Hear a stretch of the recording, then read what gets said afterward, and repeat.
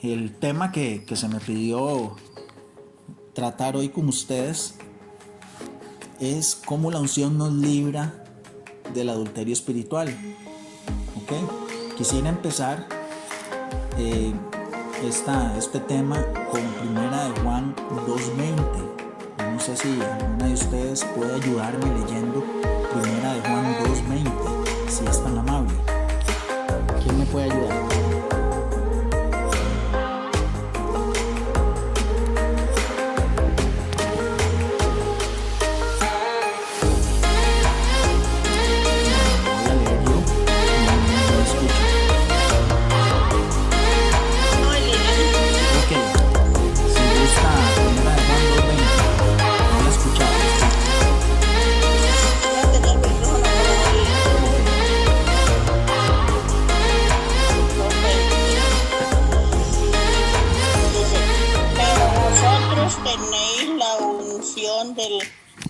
Del santo y conocéis todas las cosas. Nosotros tenemos la unción del santo. Ajá. Y conocemos todas las cosas. Ahí, primero que todo, la palabra de Dios, ¿verdad? Creo que Juan tiene mucha razón en lo que dice. Nosotros tenemos una unción. Todos nosotros tenemos una unción. ¿Ok? ¿Cuál unción es la que tenemos? Pues la unción, nada más y nada menos que la unción del santo. ¿Quién es el santo? Jesús. Nosotros tenemos esa unción. Esa es la mejor unción que podemos tener. No necesitamos la unción de nadie más. ¿Ok? Pero digamos que con que entendamos eso, ya nosotros estamos hechos. O sea, ya valió la pena entender que nosotros ya contamos con esa unción y con todo lo que esa unción implica. Ahora vamos a ver el origen de las dos palabras que conforman el título de este tema, ¿verdad? Primero que todo, bueno, hay una ciencia que se llama la etimología, ¿verdad? La etimología que estudia el origen y la procedencia de las palabras. Entonces, resulta que unción, ¿verdad? Unción viene de untar. Una persona ungida es una persona a la que algo se le untó, por decirlo de esa manera. La unción es muy importante para nosotros, que somos creyentes, nada más y nada menos que en Cristo. Porque Cristo quiere decir ungido en griego. El Cristo quiere decir ungido. O sea, cuando usted le está diciendo Cristo, si podría haber una traducción al español que nosotros podamos decirle ungido y le estamos hablando a Cristo. ¿Ok? Y es la misma traducción de Mesías en hebreo. Es decir, nuestro Señor Jesucristo, el que murió por nosotros en la cruz, el mismo que nos dio la unción, Él es el ungido. Él es el ungido por excelencia. Él es el Rey de Reyes, el Señor de Señores, porque fue ungido, fue elegido para hacerlo. ¿Ok? Eso quiere decir la palabra unción. Es una palabra que abarca mucho. Es una palabra muy importante para nosotros, puesto que conlleva a como nosotros llamamos a nuestro Dios, que es Cristo, que es Mesías, que quiere decir ungido con aceite para ser rey. Luego en latino, ¿verdad? En latín, perdón, Jesús o Jesús, que quiere decir Salvador. Entonces, cuando nosotros decimos Jesucristo, decimos el que fue elegido para ser nuestro Salvador, nuestro Mesías, nuestro Rey, nuestro Señor. Él es el centro de todo. Él es el autor y consumador de nuestra fe. Por Él fueron creadas todas las cosas y por Él subsisten. Es decir, el tema de la unción no escapa de Él. Si hay unción, es la unción de Él, es la unción de Cristo. No existe la unción de fulano, la unción de sultano y la unción de mengano. No. La unción de Cristo es la unción que es válida para nosotros y es la mejor que podemos tener. ¿Ok? Teniendo eso claro, vamos a definir lo que es la otra palabra adulterio. Entonces, si yo les digo a ustedes que la palabra adulterio, pues nosotros por el uso que se le da, entendemos pues que es que, bueno, hay dos personas que son casadas o que tienen una relación de pareja, que que tienen una familia, que formaron una familia, y pues una de esas dos personas va y tiene una relación se acerca a otra persona que está fuera de esa familia, y eso se le conoce como adulterio, ¿verdad? Se define pues como algo que no es positivo, algo que no es bueno, algo que es un pecado, ¿verdad? Eso quiere decir adulterio. Pero también tenemos que ver el sentido original de la palabra. El sentido original de la palabra adulterio es llevar una cosa o sustancia y aproximarla a otra distinta a ella, añadiéndole algo o cambiándola en algo. Uno puede adulterar una sustancia. Usted puede adulterar, qué sé yo, con productos químicos. Usted puede adulterar una sustancia, o no necesariamente con productos químicos. Usted y yo podemos adulterar ciertas cosas, ¿verdad? Y en la palabra de Dios, pues Jesús menciona sobre todo un tipo de adulterio, un tipo de adulteración de una sustancia, que es el pan, ¿ok? Y tenemos que en Mateo 16:6, Jesús dice, les pido por favor que lo busquen en sus Biblias, y en Mateo 16:6 Jesús nos dice: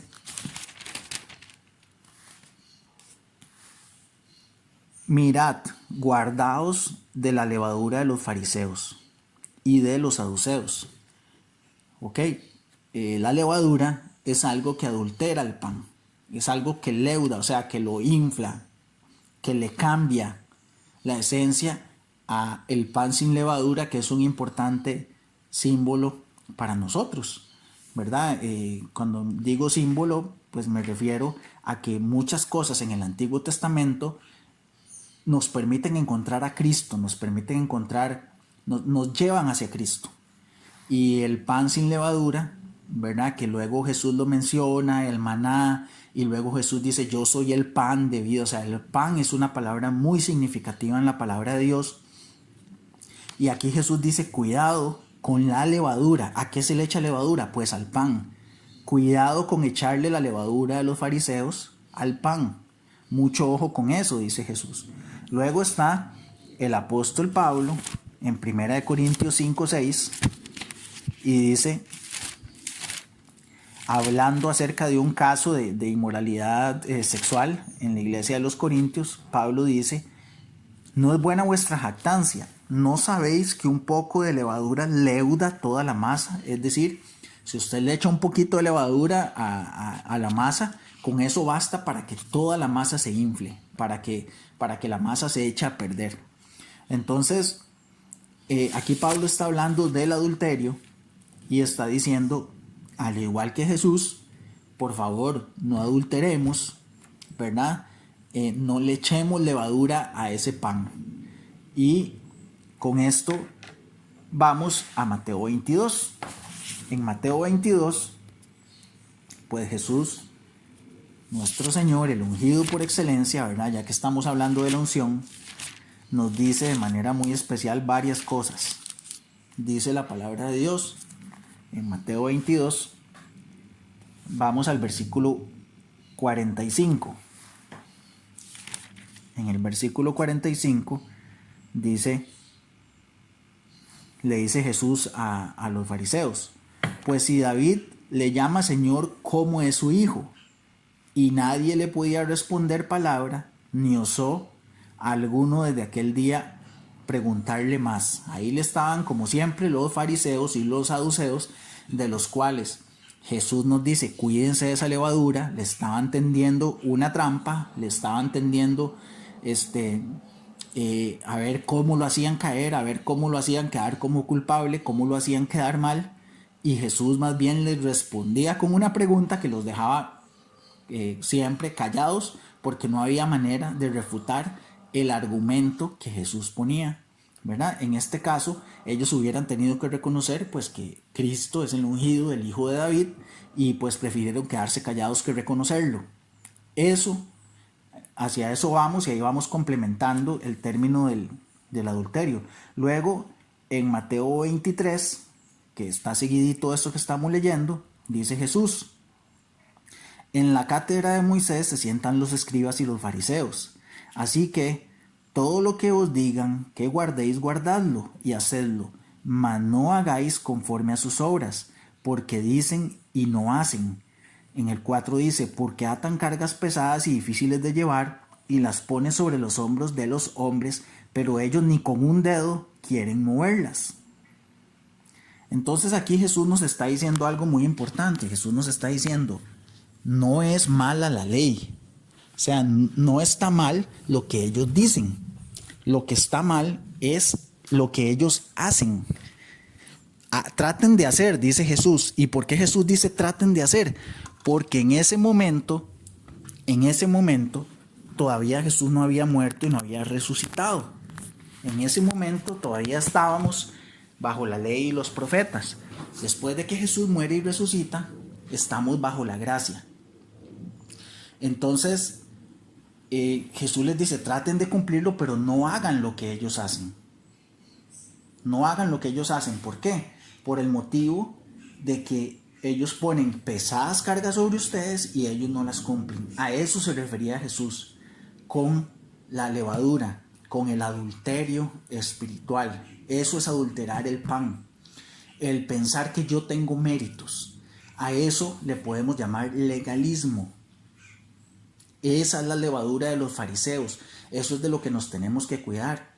Si hoy una persona está haciendo un ayuno, eso es un ejercicio válido. Jesús lo hizo. Si usted quiere hacerlo, pues puede hacerlo. Pero si usted va a hacer un ayuno para sentirse usted más espiritual y creer que Dios, qué sé yo, va a estar a favor suyo en todo lo que usted haga porque usted está haciendo un ayuno, pues ese ayuno ya se adulteró. Si usted quiere orar, que hay personas que acostumbran levantarse todas las mañanas a orar. Yo recuerdo que en algún momento había un predicador que decía, es que las puertas del cielo se cierran a las 6 de la mañana, ¿verdad? Que entonces había que levantarse antes de esa hora porque si no ya Dios no lo escuchaba. O sea, hay muchas cosas que Dios no las dice, que Dios no las inventa. O sea, no tiene nada de malo que usted se levante a las 3, 4, a la hora que usted quiera orar. Pero si usted hace eso, si usted y yo hacemos eso para creernos más que los demás o para darnos algún mérito, ya ahí adulteramos. Y tenemos que comprender que Jesús es el Cristo, el elegido, el ungido por excelencia, y Él nos dio la unción. Pero si nosotros creemos que la unción es nuestra, ahí pues ya adulteramos. Y resulta que en la palabra de Dios se mencionan casos de adulterio, ¿verdad? Pero Jesús, por ejemplo, menciona en una de sus parábolas que llega un religioso, vamos a llamarlo un religioso, y que llega un pecador, ¿verdad? Como lo llamaría el religioso, porque también el religioso era un pecador, ¿verdad? Pero bueno, llega un religioso y le dice, Señor, yo ayuno, yo no sé cuántas veces al día, yo doy esto, yo hago lo otro, yo soy el más santo de los santos. Y el otro llegó, estoy parafraseando obviamente, Señor, bueno, yo no debería pero ni dirigirte la palabra, pero bueno, estoy aquí porque sos misericordioso. Y dice la palabra de Dios, dijo Jesús, que uno se fue justificado antes que el otro. Es decir, estorba más muchas veces si nosotros nos ponemos a ver, Jesús reprendió más el adulterio de las personas que por creerse religiosas y por no reconocerlo a Él como el ungido por excelencia, estorbaron a su reino. También les dijo, si alguno mira alguna mujer que no es su esposa, ya adulteró con ella en su corazón. O sea, Jesús también señala esos pecados, pero nosotros podemos percibir por las escrituras, ¿verdad? Por la palabra de Dios, que a Jesús le preocupa más, ¿verdad? O Jesús menciona más el hecho de que no seamos adúlteros espirituales en el sentido de ser legalistas, de nosotros creernos que por nuestro propio mérito o por algún ritual o por algo que hagamos vamos a alcanzar esa unción que ya de por sí nos fue dada, ¿verdad? Está más cerca, si hay una persona que piensa eso siendo legalista y está en adulterio, ¿verdad? Y otra persona que se sabe pecadora, que sabe que se acerca a Dios por misericordia y que también está en adulterio, hablando pues, del título del tema que me pidieron hablar, lo que me dice Jesús es que está más cerca de dejar el adulterio y de corregir su vida y de restaurar lo que tenga que restaurar, la persona que llega con humildad. Esa persona no está adulterando la masa, no está adulterando el pan. Jesús, seguimos en el versículo 10 de Mateo 23, Jesús les dice: ni seáis llamados maestros, porque uno es vuestro maestro, el Cristo, ¿verdad? Nuestro maestro es el Cristo. O sea, nosotros tenemos personas que nos enseñan, nosotros podemos enseñar a otras personas, pero nuestro maestro es el Cristo. A Él es el que tenemos que buscar. Estamos en un tiempo especial de oración y Dios puede hacer un milagro, ¿verdad? Pero nosotros cometeríamos un error si nos quedamos solo con el milagro y nos olvidamos de el Cristo, el ungido, que es el que nos puede acompañar todos los días y que nos puede permitir ver muchos milagros que primeramente, si no estamos con Él, ni nos damos cuenta y no los agradecemos y no vemos la dimensión. Y segundo, llevar una vida sobrenatural, por encima de lo natural. Es entonces importante que sepamos que la unción viene de Cristo, que Cristo es el ungido por excelencia y que Él nos dio esa unción. Igual aplica para la salvación, no por obras, para que ninguno de nosotros se gloríe. O sea, no es que yo, fulano de tal, tengo una unción especial y ustedes necesitan acercarse a mí para tener esa unción, no. O que usted, si hace esto y esto y esto y esto y esto, va a tener esa unción especial. No, lo que tenemos que hacer es acercarnos al ungido por excelencia, darle a Él toda la gloria, toda la honra, conocerlo, como dijo Jesús. La vida eterna es que te conozcan a ti, el único Dios vivo, y solo hay una forma de conocerlo, que es estudiando la palabra de Dios, dejándonos guiar por personas que saben más que nosotros, orando y confrontando con el Espíritu Santo todo lo que esas personas nos dicen, ¿verdad? Viendo nosotros por nuestra propia edificación. Vamos por favor en la palabra de Dios a Juan 6. Y en Juan 6, Jesús como que nos redondea este tema que estamos viendo acerca del pan. En el versículo 26, Jesús dice: respondió Jesús y les dijo: de cierto os digo que me buscáis no porque habéis visto las señales, sino porque comisteis el pan y os saciasteis. Trabajad, dice el 27, no por la comida que perece, sino por la comida que a vida eterna permanece, la cual el Hijo del Hombre os dará, porque a éste señaló Dios el Padre. Otra vez, Él dice: yo soy el elegido, yo soy el que les voy a dar el pan, ¿verdad? Y sobre todo, muy importante, seguimos leyendo, dice: entonces le dijeron: ¿qué debemos hacer para poner en práctica estas obras de Dios? Jesús les dijo: esta es la obra de Dios, que creáis en el que Él ha enviado. Muy importante eso. Esta es la obra de Dios, que creáis en el que Él ha enviado. ¿Por qué? Porque Él es el que hace la obra. Él es el que la hizo. Luego saltamos al 32. De cierto os digo, no os dio Moisés el pan del cielo, mas mi Padre os da el verdadero pan del cielo. Porque el pan de Dios es aquel que descendió del cielo y da vida al mundo. Es decir, el maná no se los dio Moisés, no se los dio la ley, Moisés es un símbolo de la ley. La ley no nos da el pan que nosotros necesitamos. La ley nos condena. Si nosotros empezamos a decir que yo, porque cumplo, porque yo hago, porque esto, porque lo otro, que yo oro, que yo ayuno, que yo doy, que yo soy muy bueno, que yo, bueno, hago todas las cosas, yo ahí estoy, digamos, condenándome a mí mismo, porque yo por mí mismo no estoy cumpliendo la ley. Nunca la voy a poder cumplir. Pero como dice la palabra de Dios, el pan de Dios es aquel que descendió y dio vida al mundo. O sea, el que verdaderamente nos puede dar vida es Jesús. Es el ungido por excelencia. Y Jesús dice en el 35, yo soy el pan de vida. El que a mí viene nunca tendrá hambre, y el que en mí cree no tendrá sed jamás. Entonces, vemos que el Señor nos hace como un cierre aquí y nos dice, yo soy el pan de vida. O sea, no adulteren, no le metan nada más, no le metan su levadura. Yo soy el pan de vida.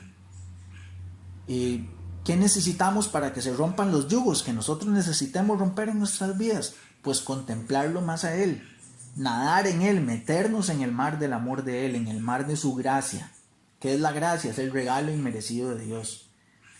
La gracia es todas aquellas cosas que Dios ya nos dio, y dentro de esa gracia va esa unción, va esa elección, como lo dice Juan, como lo empezamos en el tema, ¿verdad? Primera de Juan 2:20, nosotros tenemos la unción del Santo.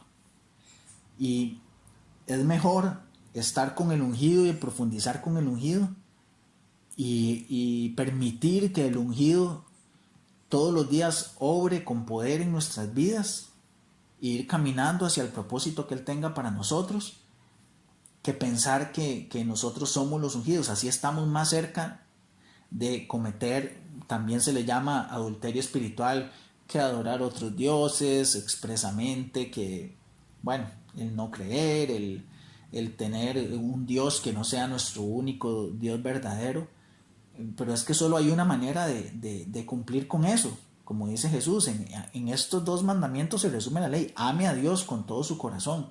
Pero resulta que nosotros aún amamos a Dios porque Él nos amó primero. O sea, entre más reconozcamos lo que Dios hizo por nosotros, entre más reconozcamos que Él es el ungido por excelencia, más esa unción va a romper los yugos que tenga que romper en nuestras vidas. Más esa unción va a terminar con cualquier adulterio espiritual, con cualquier inanición en la fe, con cualquier pequeñez en lo que nosotros creemos. Entonces, yo para ir cerrando, tenía varias preguntas para que nosotros nos hagamos, ¿verdad? Para que hagamos como un autoexamen.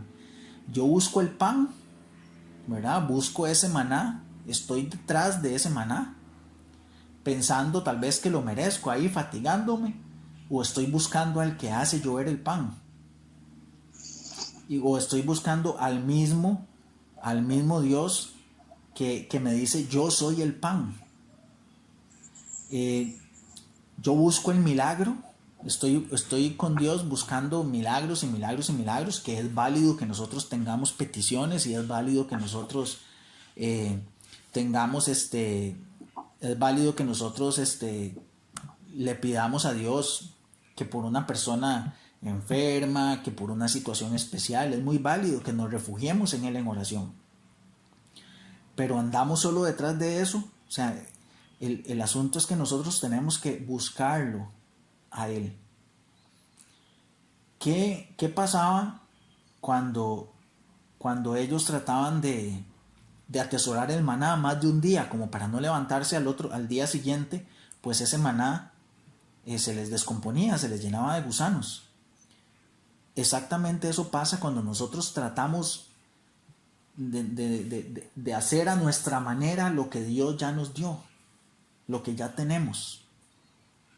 Dios dijo, simplemente les va a llover en la mañana, recoja su porción de maná, así es que lo tienen que hacer. Es el pan que yo voy a decir, ustedes no están haciendo nada, lo único que tienen que hacer es recogerlo. Pues aún con ese pan, si yo no lo hago como Dios dice que debo hacer, lo que es recójalo y disfrute ese día de ese pan, sino que guardo y empiezo a hacer inventos y empiezo a cambiar esas cosas, ese pan se me llena de gusanos, ese pan se me va a adulterar, se me va a pudrir. Yo tengo que buscar ese pan que es sellado con aprobación, como lo dice el versículo que leímos. Tengo que buscar al ungido. Eso es lo que verdaderamente hace que yo tenga una vida del reino de los cielos, lo que hace que yo realmente viva, que traiga el reino de los cielos a mi vida. Esa es la buena nueva. Recordemos que evangelio quiere decir buena noticia, ¿verdad? Jesús nos trae buenas noticias. La ley nos trae una mala noticia, que es usted no cumplió en esto o usted tiene que hacer esto. Pero dice la Biblia que la ley es como el pedagogo, bueno, de ahí viene la palabra en educación, la pedagogía, que la ley nos lleva de la mano a Cristo. La ley nos agarra y nos dice, usted necesita a Cristo. Yo no tengo que tratar de buscar un grado más alto de unción. No tengo que tratar de buscar, qué sé yo, la unción doble, la unción triple, la unción cuádruple o muchos inventos que se hacen ahora, sino que al que tengo que buscar es al ungido por excelencia y tengo que profundizar con él y tengo que conocerlo y tengo que buscar darle la gloria y que conocer el regalo que él me dio y disfrutar ese regalo de la salvación. Entre más yo esté con el ungido, a veces hasta sin darme cuenta, la unción va a pudrir el yugo de atadura.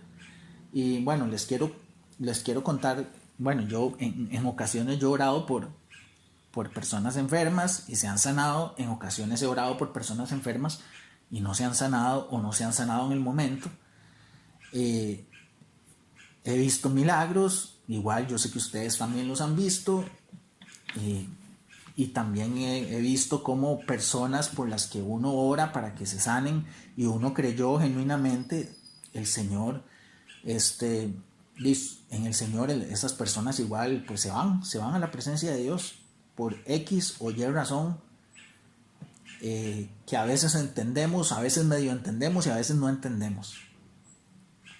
Una vez estaba en un seminario, estaba abriendo un seminario que era para personas nuevas, era un seminario solo para mujeres y la mayoría eran mujeres nuevas que nunca habían ido a una reunión de la iglesia en ese momento y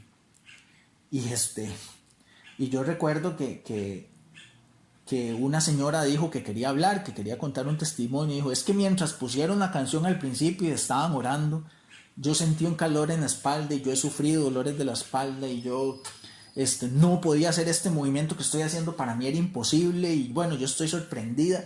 Vea, yo ese día ni oré por sanidad antes, ni le pedí a Dios que hiciera ningún milagro. O sea, yo el primer sorprendido de ese milagro fui yo.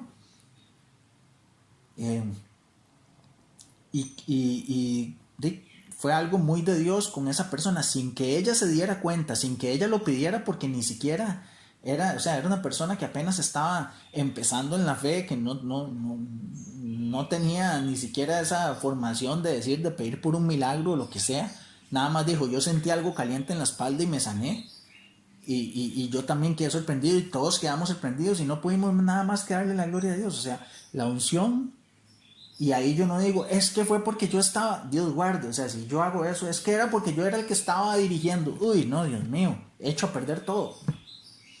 Hecho a perder todo. El que hace las cosas es Dios.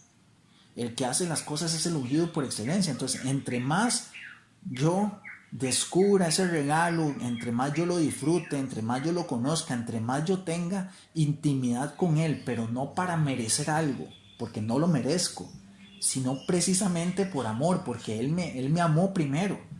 Cuando yo tenga esa intimidad, yo me voy a mover en un plano sobrenatural y voy a tener la humildad suficiente para no creer que es por mí, sino que es por Él, ¿verdad?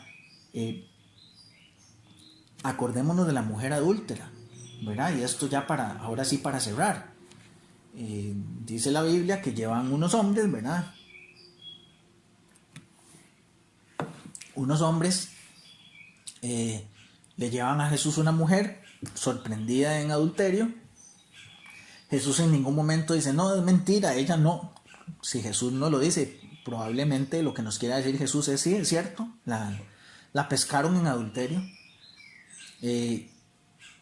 Curiosamente, el que estaba adulterando con ella, ¿verdad? Uno puede hacerse muchas preguntas y puede hacer muchas conjeturas, pero bueno, ¿cómo todos estos sabían que era la mujer adúltera? ¿Cómo sabían que era cuestión de tiempo de darle una pequeña vigilancia para saber que esa mujer le iban a agarrar en eso? Como que todos estaban muy enterados de ella, todos los que la acusaron. El que estaba con ella, que no mencionan que a él también había que apedrearlo si querían cumplir la ley, pues no lo mencionan. Lo que querían era que Jesús dictara sentencia de muerte sobre esa mujer. Y Jesús lo que hizo fue quitarles la mirada, ver hacia el piso y empezar a escribir cosas en la tierra. Y entonces Jesús les dijo después de todo eso, bueno, el que esté libre de pecado, que tire la primera piedra. En otras palabras les dijo, el que no sea adúltero, el que crea que tiene la capacidad legal de condenarla a ella, hágalo. Ninguno lo pudo hacer.